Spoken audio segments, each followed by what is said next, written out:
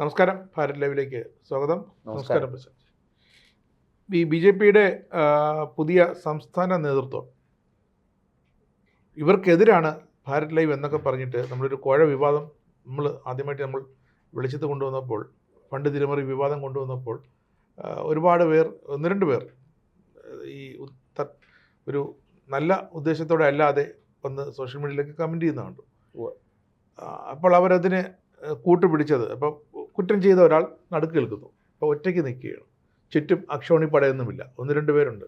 അപ്പോൾ നോക്കിയപ്പോൾ രക്ഷയില്ല, തൻ്റെ ഭാഗത്ത് സ്ട്രെങ്ത് കുറവാണ്. ഉടനെ അടുത്തിരിക്കുന്നവരെയൊക്കെ ചൂണ്ടിക്കാണിക്കുന്നത്, നിങ്ങളെ പറഞ്ഞിട്ടുണ്ട്, അങ്ങനെ നിങ്ങളൊക്കെ പറഞ്ഞിട്ടുണ്ട് കേട്ടോ അവർ എന്ന് പറയും. അങ്ങനെ BJPയുടെ സംസ്ഥാന വൈസ് പ്രസിഡൻ്റായ അഡ്വക്കേറ്റ് ഷോൺ ജോർജിനെയും ഇവർ പിടിച്ചിട്ടു. പക്ഷേ ഇവർക്കറിയില്ലായിരുന്നു, ഷോൺ ജോർജിനടക്കമുള്ള കർമ്മധീരരായ ദേശീയതയ്ക്ക് വേണ്ടി വാദിക്കുന്ന ചുണക്കുട്ടന്മാരെയൊക്കെ നമ്മൾ പ്രോത്സാഹിപ്പിച്ചിട്ടേ ഉള്ളൂ അല്ലേ.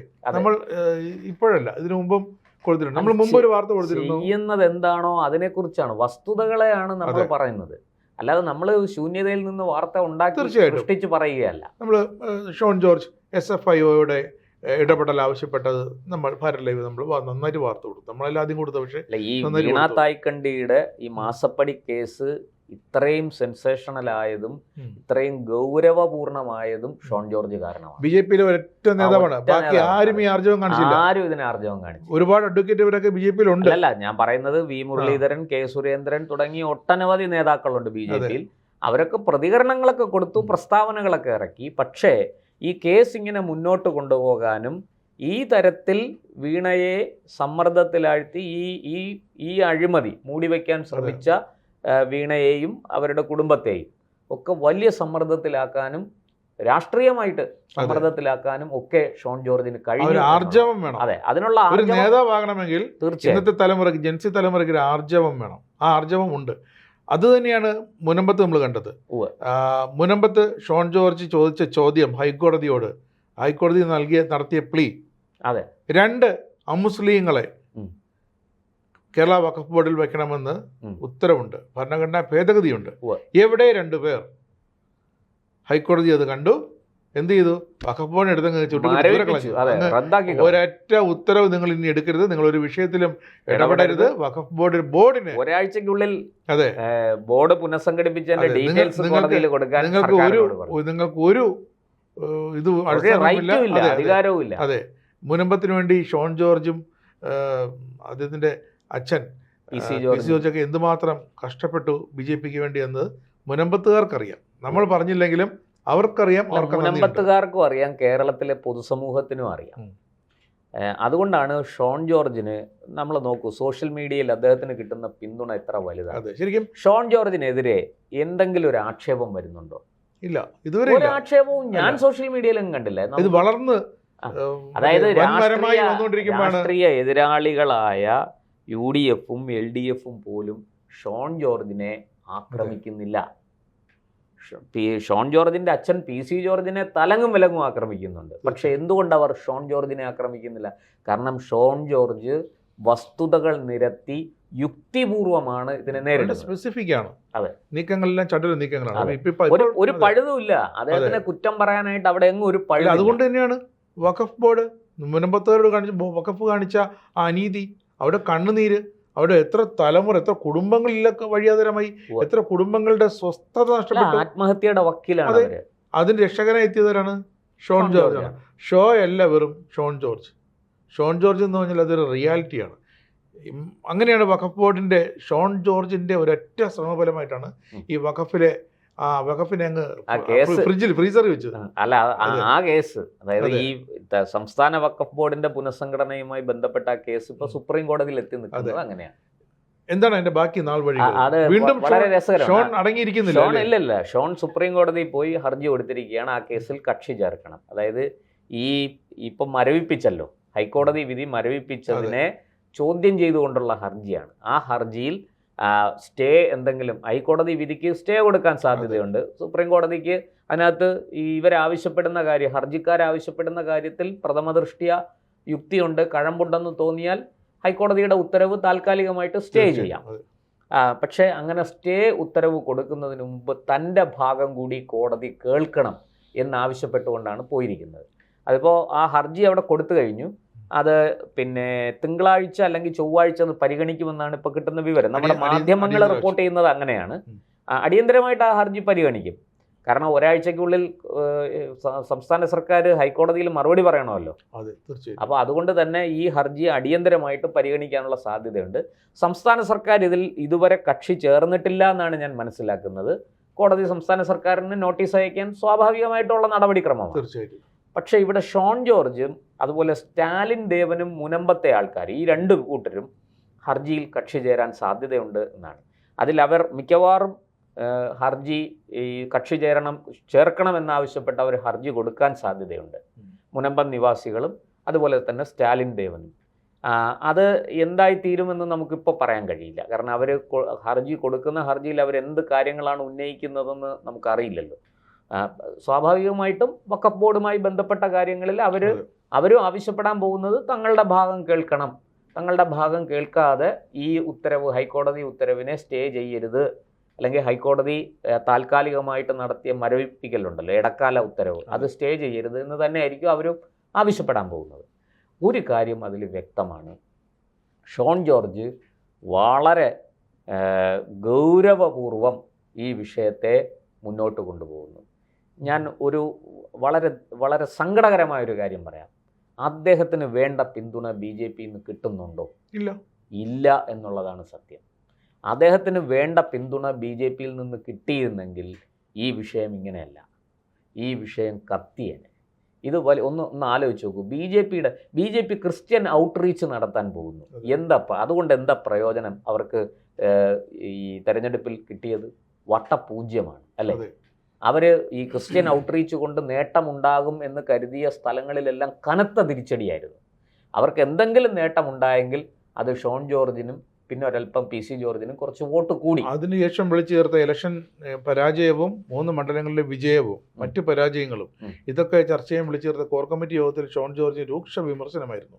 ആരാണ്? ഈ BJP മഹാന്മാരാണ്, ഈ നേതാക്കന്മാരാണ്. കാരണം അവർ ക്രിസ്ത്യൻ ഔട്ട്റീച്ചിനെതിരെ പറഞ്ഞു കഴിഞ്ഞു. പാലാ ബിഷപ്പിനെതിരെ ഷോൺ പറഞ്ഞു. ബിഷപ്പുമാർക്കെതിരെ പറയുന്നതിനകത്ത് യുക്തിയുണ്ടോ ഇല്ലയോ എന്നുള്ളതാണ് ഒന്നാമത്തെ ചോദ്യം. ഷോൺ ജോർജ് ചൂണ്ടിക്കാണിച്ച കാര്യങ്ങൾക്ക് യുക്തിയുണ്ട്. അദ്ദേഹം വെറുതെ വിടുവായത്തനം പറയുക. ഷോൺ വെറും വികാരപ്രകടനം നടത്തുന്ന ആളല്ല. PC ജോർജ് പോട്ടെ, നമുക്ക് പറയാം, അച്ചായൻ കുറച്ചൊക്കെ വികാരപ്രകടനം നടത്തും, കുറച്ചൊക്കെ രൂക്ഷമായ ഭാഷ ഉപയോഗിക്കും എന്നൊക്കെ പറയാം. പക്ഷെ ഷോൺ അങ്ങനെയുള്ള ഒരാളല്ല.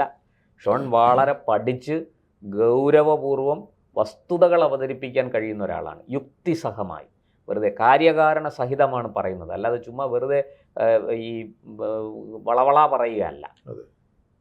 ഇരിക്കട്ടെ. അപ്പോൾ ഇവിടെ സത്യത്തിൽ ഷോൺ ജോർജ് ഈ ഹർജിയുമായിട്ട് ഒന്ന് ആലോചിച്ച് നോക്കൂ. വാസ്തവത്തിൽ കേരള BJP ഈ ഹർജിയുമായിട്ട് പോകേണ്ടതല്ലേ? തീർച്ചയായിട്ടും ഞങ്ങളെ കൂടെ കേൾക്കണം. കാരണം ഈ ഹർജി പ്രസിഡന്റ് സ്ഥലത്തില്ല. പ്രസിഡന്റ് സ്ഥലത്തില്ലെങ്കിൽ ഇവിടെ പ്രസിഡന്റിന്റെ കീഴിൽ വേറെ ആൾക്കാരുണ്ടല്ലോ, ജോലിയുണ്ട്, അവർക്ക് വേറെ ജോലിയുണ്ട്. ഫണ്ട് വെട്ടിപ്പൊതുക്കണം. ഈ പിന്നെ വാർത്തകൾ, മുഖ്യധാരാ മാധ്യമങ്ങളിൽ അടക്കം വന്നിരിക്കുന്ന വാർത്തകളെല്ലാം എങ്ങനെയെങ്കിലും ഒന്ന് തമസ്കരിപ്പിക്കണം. ഇതൊക്കെ അവരുടെ ജോലിയാണ്. പക്ഷെ ഒന്ന് ആലോചിച്ച് നോക്കിയേ, BJP മറ്റു ചില യൂട്യൂബ് ചാനലുകൾ വാടകയ്ക്ക് എടുത്തിട്ടുണ്ട്. അവരെ ഉപയോഗിച്ച് തെറി പറയില്ല. അവർക്ക് സ്ക്രിപ്റ്റ് എഴുതി കൊടുക്കണം. അവർ പറഞ്ഞാലും അവർക്കത് വിശ്വസിക്കാൻ പറ്റുന്നില്ല. രാജേഷ് ജി പഴയതുപോലെ. അതുകൊണ്ട് എന്ത് ചെയ്യും? അവർ ഒരു റൈറ്റപ്പ് എഴുതി കൊടുക്കും. ഒരു 300 വാക്കുള്ള ഒരു സാധനം എഴുതി കൊടുക്കും. അപ്പം അവരത് നോക്കി ബ്ലാ ബ്ലാ ബ്ലാ എന്ന് വായിച്ച് തീർക്കുന്നു. അവിടെ കയ്യടി വരുന്നു, തമ്പ് ലൈക്ക്. ജനം ഒരു മണിക്കൂർ കഴിയുമ്പോൾ ഈ ചെയ്തവർക്ക് മനസ്സിലായി ഇത് പരമ അബദ്ധമാണെന്ന് കമന്റ് അവരങ്ങ് പിൻവലിച്ച് തടിതപ്പും. അത്തരം നാടകങ്ങൾ ധാരാളം നടക്കുന്നുണ്ട്. ഞാൻ ചോദിച്ചു വരുന്നത് അതല്ല. വാസ്തവത്തിൽ ഇത് കേരള BJP ഒരു ജനകീയ പ്രശ്നങ്ങളിലും ഒരു രാഷ്ട്രീയ പ്രശ്നങ്ങളിലും ഇടപെടുന്നില്ല എന്നുള്ളതിൻ്റെ തെളിവല്ലേ ഈ സംഭവം? നോക്കൂ, ഒരു വ്യക്തി, ഒരു നേതാവ് ആണ് ഈ ഒറ്റയാൾ പോരാട്ടമായിട്ട് മുന്നോട്ട് പോകുന്നത്. പക്ഷേ കേരള BJP അതിശക്തമായി ഈ വിഷയം ഏറ്റെടുത്തിരുന്നെങ്കിലോ ഈ നാട്ടിലെ ക്രിസ്ത്യൻ സഭകൾക്കും ക്രിസ്തുമത വിഭാഗത്തിനും BJP-യോടുള്ള ഒരു വിശ്വാസമില്ലായ്മയുടെ അളവ് വളരെ വളരെ കുറഞ്ഞു വരും. അതിലൊരു വലിയ വിഭാഗം BJP-യെ വിശ്വസിക്കാൻ തുടങ്ങും. അങ്ങനെയുള്ള എന്തെങ്കിലും ഒരു നീക്കം കേരള BJP നടത്തുന്നുണ്ടോ? ഇവരുദ്ദേശിക്കുന്ന ക്രിസ്ത്യൻ ഔട്ട്റീച്ച് എന്ന് പറഞ്ഞാൽ ശരിക്കും ഇങ്ങനെ ആയിരിക്കും. കേക്ക് കൊടുക്കൽ, അതെ, കേക്ക് കൊടുക്കൽ, പിന്നെ വോട്ട് വാങ്ങൽ, പിന്നെ അനുകമ്പ വാങ്ങൽ. ഇപ്പൊ അങ്ങനെയൊക്കെ കേൾക്കുന്നുണ്ട്. ന്യൂനപക്ഷങ്ങളുടെ വോട്ട് വാങ്ങാൻ വേണ്ടി കൊടുത്ത 2 കോടി രൂപ കാണാനില്ല എന്നൊക്കെ പറഞ്ഞിട്ട് വാർത്തകൾ പുറത്തു വരുന്നുണ്ട്. അതെന്തെങ്കിലും ആകട്ടെ.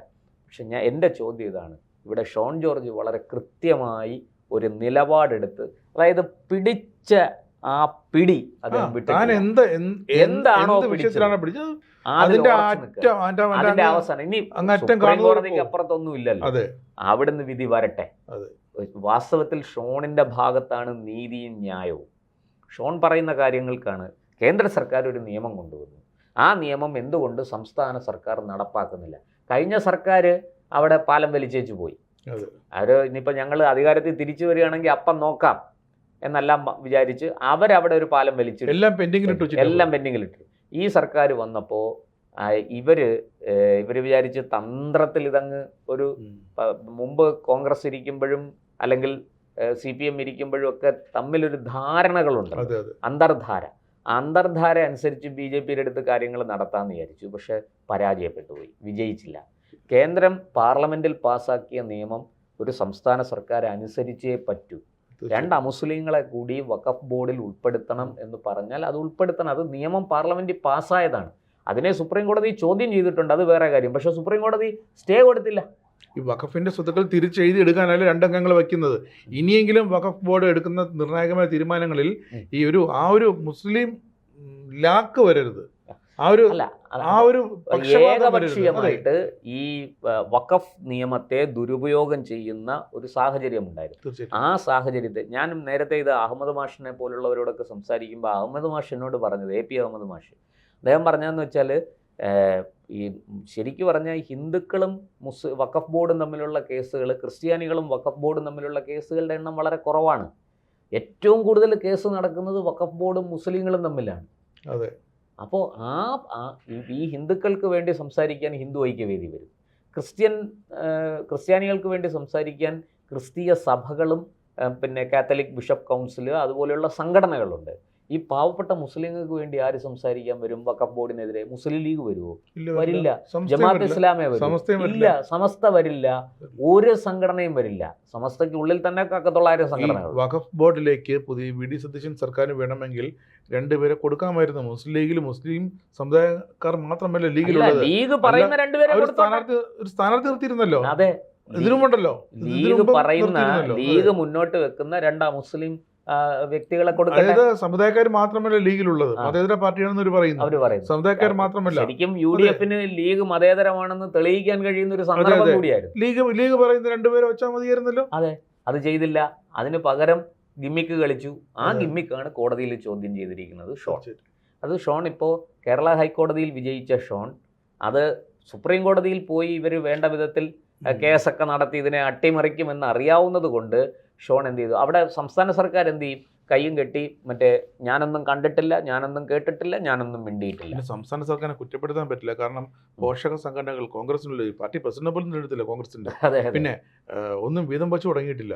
ബോർഡുകൾ, എന്തിന് മന്ത്രിമാരുടെ പേഴ്സണൽ സ്റ്റാഫുകളെ പോലും നിയമിച്ചിട്ടില്ല. ബോർഡുകൾ, കോർപ്പറേഷനുകൾ, അങ്ങനെ ഒരുപാട് സ്ഥാപനങ്ങൾ, ഇതെല്ലാം ഇതിന്റെയൊക്കെ ഈ വഖഫും പെട്ടുപോയി. അതിൽ പെട്ടതാണെന്ന് ഞാൻ കരുതുന്നു. അപകടം മനസ്സിലായില്ല അവർക്ക്. ഇതിന്റെ അപകടം അത് ശരിയായിരിക്കാം. 2 മെമ്പർമാരെ കൊടുക്കണം. അത് പക്ഷേ UDFന് 2 പേരാണല്ലോ കൊടുക്കേണ്ടത്. പക്ഷെ ഇതൊന്നും ഈ വീതം വയ്ക്കലും പങ്കുവയ്ക്കലും ഒന്നും തുടങ്ങി വെച്ചിട്ടില്ല. അതിന്റെ വിചാരിച്ച് വരട്ടെ, ഇത് പഴയ പോലെ ആയിരിക്കും എന്ന് കരുതി. അങ്ങനെയല്ല. ഇത് ഇപ്പോൾ ഒന്നാമത് കേന്ദ്രം ഭരിക്കുന്നത് BJP നേതൃത്വം കൊടുക്കുന്ന NDA മുന്നണിയുടെ സർക്കാരാണ്. അതിൽ ഷോൺ ജോർജിനെ പോലെ നല്ല വിവരവും ബോധവുമുള്ള നേതാക്കൾ കേരളത്തിൽ BJPക്ക് ഉണ്ട് എന്നുള്ളതും ഇവർ ചിന്തിച്ചില്ല. അതൊക്കെയാണ് ഇവർ മെല്ലെ പോയതിന് കാരണം. ഇത് അപകടമാകുമെന്ന് അറിഞ്ഞിരുന്നെങ്കിൽ ഇവർ ആദ്യമേ ലീഗിൻ്റെ തന്നെ 2 പേരെ എങ്ങനെയെങ്കിലും ആ മുസ്ലിങ്ങളെ തട്ടിക്കൂട്ടി അവിടെ ഇരുത്തി ഈ സംഭവം സുമാറാക്കിയാണ്. പക്ഷെ അതിനുള്ള അത്രയ്ക്ക് അങ്ങോട്ട് കത്തിയില്ല. എന്തായാലും ഒരു കാര്യം വ്യക്തം, ഷോൺ ജോർജ് സുപ്രീം കോടതിയിൽ കക്ഷി ചേർന്നിരിക്കുന്നു. ഷോൺ ജോർജിൻ്റെ വാദം കൂടി കേട്ടതിന് ശേഷം മാത്രമേ സുപ്രീം കോടതി ഈ കാര്യത്തിലൊരു ഇടക്കാല ഉത്തരവ് ഇറക്കുള്ളൂ എന്ന് വന്നാൽ അത് കനത്ത തിരിച്ചടിയാണ് UDFനും സംസ്ഥാന സർക്കാരിനും മുസ്ലിം ലീഗിനും. എന്തായാലും കേന്ദ്ര സർക്കാർ കൊണ്ടുവന്ന ആ നിയമം 2 അമുസ്ലിം അംഗങ്ങളെ കൂടി വഖഫ് ബോർഡിൽ ഉൾപ്പെടുത്തണം എന്ന നിയമം കേരളത്തിൽ നടപ്പാകുക തന്നെ ചെയ്യും. അത് നടപ്പാക്കാൻ വേണ്ടുന്ന നടപടികൾ സ്വീകരിക്കാൻ, അതിന് ശക്തമായ സമ്മർദ്ദം അധികാരികളിൽ ചെലുത്താൻ, സർക്കാരിൽ ചെലുത്താൻ ഷോൺ ജോർജിനെ പോലെയുള്ള മിടുക്കന്മാരായ ചുണക്കുട്ടികൾ ബി ജെ പിയിലുണ്ട്. ഇന്ന് ബി ജെ പി വെറുമൊരു പാർട്ടിയല്ല, 3 MLA-മാരുള്ള പാർട്ടി കൂടിയാണ്. അതുകൊണ്ട് തന്നെ നിയമസഭയ്ക്കകത്തും പുറത്തും അവിടെ ഒരു പ്രശ്നമുണ്ട്. അവിടെ ഒരു ഈ 3 MLA-മാർ ഇനി എല്ലാം നോക്കിക്കൊള്ളുന്നതാണ് ബി ജെ പിയുടെ സംസ്ഥാന ഘടകത്തിന്റെ വിചാരം. അല്ല, അത് MLA-മാർ 3 അപ്പം ഈ കേരളത്തിന്റെ എവിടെ എന്ത് പാർട്ടിക്ക് ജോലിയൊന്നും അല്ലല്ല, ഈ ബാക്കി എന്തുണ്ടെങ്കിലും ഇവരങ്ങ് ചെയ്യും. രാഷ്ട്രീയ പ്രവർത്തനം, പ്രതികരണം, സാമൂഹിക പ്രവർത്തനമൊക്കെ ഈ 3 MLA-മാരാണ്. ഈ 3 30 ആവൂല, 3 0 ആവും. ഈ 3 MLA-മാരാണ് ചെയ്തോണം, ബാക്കി ഞങ്ങൾക്ക് വേറെ അതൊക്കെ സംസ്ഥാന നേതൃത്വത്തിന് ബുദ്ധി ഉപദേശിക്കുന്ന ആൾക്കാർ അന്വേഷിക്കട്ടെ. എന്തായാലും ഒരു കാര്യം സത്യമാണ്, ബി ജെ പി സഭയ്ക്കകത്തും പുറത്തും ഇത് വലിയ വിഷയമാണ്. ഉയർത്താൻ ബി ജെ പിക്ക് കിട്ടിയ അവസരമാണ്. അതവർ വേണ്ട വിധത്തിൽ വിനിയോഗിക്കട്ടെ. രാഷ്ട്രീയമായ നേട്ടത്തിന് സഹായിക്കുന്ന ഒരു ഘടകമാണ്, ഒരു വിഷയമാണിത്. അവിടെ ഷോൺ ജോർജ് വെട്ടിത്തെളിച്ച് മുന്നേറുന്ന ആ പാതയുണ്ടല്ലോ, ആ പാത ബി ജെ പിക്ക് വലിയ നേട്ടങ്ങൾ കൊണ്ടുവരാൻ സാധിക്കുന്ന ഒരു പാതയാണ്.